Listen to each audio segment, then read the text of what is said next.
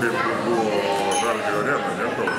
Aš nežinau, kaip ten tiksliai buvo. Irgi, kad į laukus ir viskas, žinai, saloje negalima, nes čia sala, čia kažkas, tai trafikas bus daromas, bus kamščiai, dar kažkai. Iš tikrųjų, kiekvienas miestas norėtų centre turėti tokius rūmus, kad niekur nėra, jau viskas senai užstatyta. Va kur vieta, tai čia aš matau irgi panaši kažkas.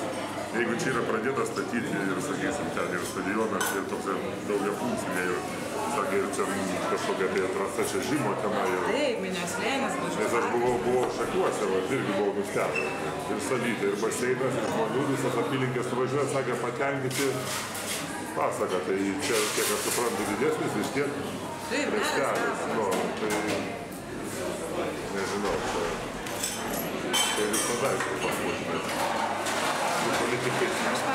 Man atrodo, jeigu yra kažkas pradėta ir tenai galima dar padaryti, reikia ten ir daryti. Yra daug kur įrodymų, sakau, lygiai kažkau nebuvo. Dabar viskas nutilė, kaip niekur nieko, visi patenkinti, kad ten yra. O tada reikėjo atsimušti, pakovoti. Tada buvo visko tenai. Visokiausių ir suvokiamų protų ir nesuvokiamų protų dalykų. Taip čia kaip pas mus dabar gargžduose.